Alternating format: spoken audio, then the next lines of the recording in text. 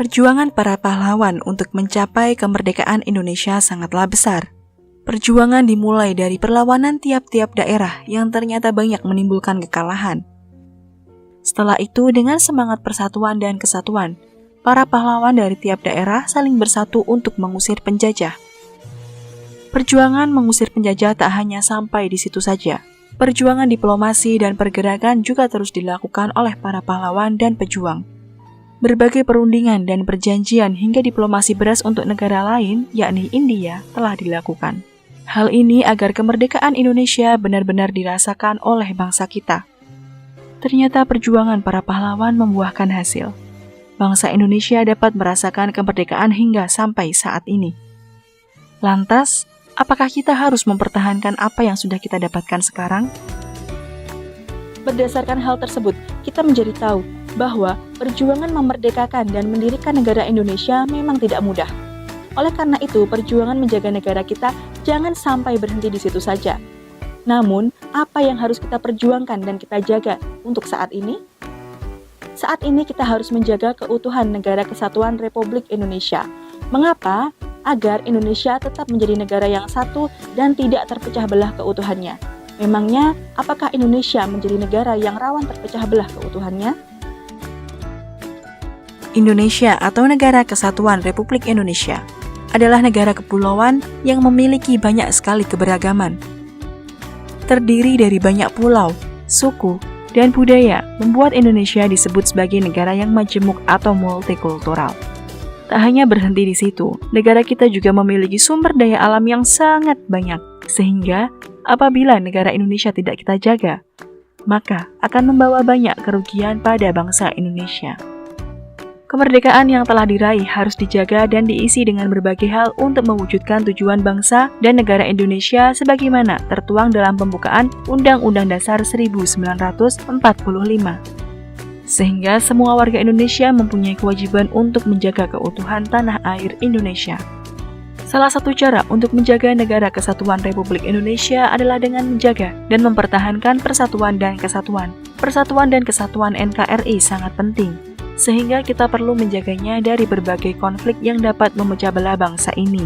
Indonesia menjadi kuat ketika setiap suku, adat, keyakinan, kelas sosial, dan budaya yang berbeda dapat hidup berdampingan di tengah keberagaman. Membangun rasa kebangsaan dengan membangkitkan nasionalisme yang memberi penyadaran agar rakyat merasa sebagai satu golongan dan satu bangsa. Persatuan dan kesatuan harus mulai kita tanamkan dari hal yang paling dekat. Misalnya seperti gotong royong, saling membantu, dan saling mengenal antara satu dengan yang lainnya. Contohnya adalah tradisi rewang. Tradisi rewang adalah tradisi dari Jawa Tengah yang mana saling membantu antar tetangga ketika tetangga memiliki hajat.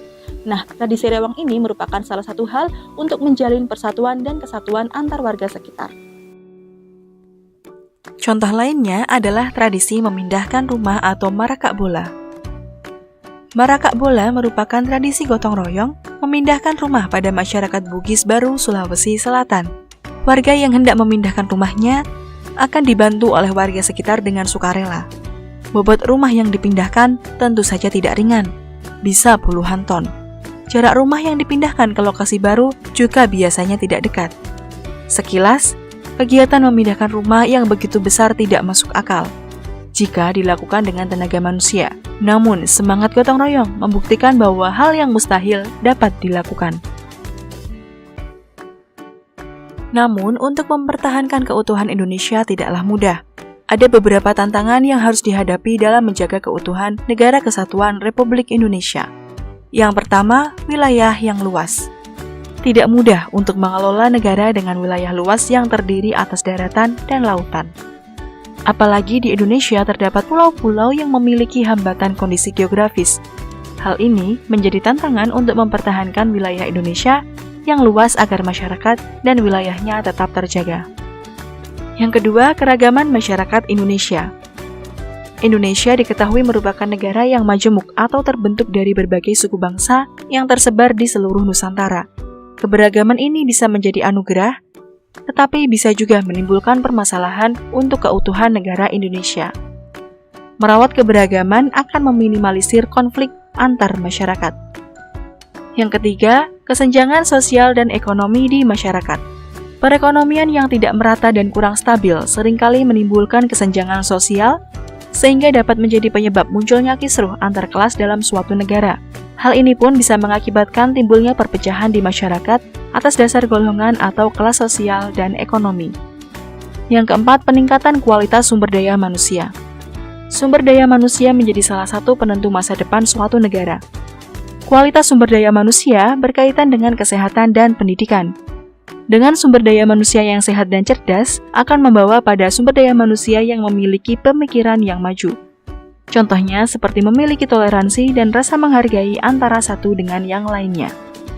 5. Isu pertahanan dan keamanan. Posisi geografis Indonesia berbatasan langsung dengan negara-negara lain. Di sebelah utara, Indonesia berbatasan dengan Malaysia, Singapura, Vietnam, Filipina, Thailand, Palau, dan Laut Cina Selatan. Di sebelah selatan, Indonesia berbatasan dengan Australia, Timor Leste, dan Samudra Hindia. Di sebelah barat, Indonesia berbatasan dengan Samudra Hindia. Di sebelah timur, Indonesia berbatasan dengan Papua Nugini dan Samudra Pasifik. Selain itu, Indonesia diperkirakan memiliki 111 pulau kecil terluar yang perlu dipertahankan dan dikelola secara optimal. Hal ini menyebabkan negara kita dalam kondisi rawan konflik. Dalam kondisi demikian, isu pertahanan dan keamanan sangat perlu diperhatikan. Menjaga keutuhan Negara Kesatuan Republik Indonesia harus dilakukan oleh semua golongan masyarakat di Indonesia. Nah, kita bisa melakukannya melalui lingkungan keluarga, lingkungan sekolah, masyarakat, bahkan bisa juga melalui media sosial. Nah, kita bisa memulainya dengan membina kerukunan dengan orang lain, membangun empati, serta mengerti hak dan kewajiban masing-masing. Begitu pula di media sosial. Kita harus menumbuhkan kedamaian di media sosial serta memahami literasi digital. Literasi digital merupakan pengetahuan serta kecakapan pengguna dalam memanfaatkan media digital, seperti alat komunikasi, jaringan internet, dan lain sebagainya. Kecakapan pengguna dalam literasi digital mencakup kemampuan untuk menemukan, mengerjakan, mengevaluasi, menggunakan, membuat, serta memanfaatkannya dengan bijak, cerdas, cermat, serta tepat sesuai kegunaannya. Dengan adanya literasi digital, maka kita akan memahami cara bermedia sosial yang baik tanpa memecah persatuan dan kesatuan. Menjaga keutuhan negara tak hanya dilakukan oleh orang dewasa saja loh adik-adik, namun siswa seperti kalian juga harus melakukannya. Bagaimana ya peran seorang siswa dalam menjaga keutuhan negara? Peran aktif siswa dalam menjaga keutuhan negara yakni: yang pertama, belajar dengan tekun. Yang kedua, meningkatkan kapasitas diri di berbagai bidang. Yang ketiga, aktif berorganisasi. Yang keempat, aktif membantu pihak yang kesulitan. Yang kelima, memperluas pertemanan dengan teman yang berbeda suku, agama, dan kelas sosial. Dan yang terakhir, menjaga alam dan lingkungan sekitar.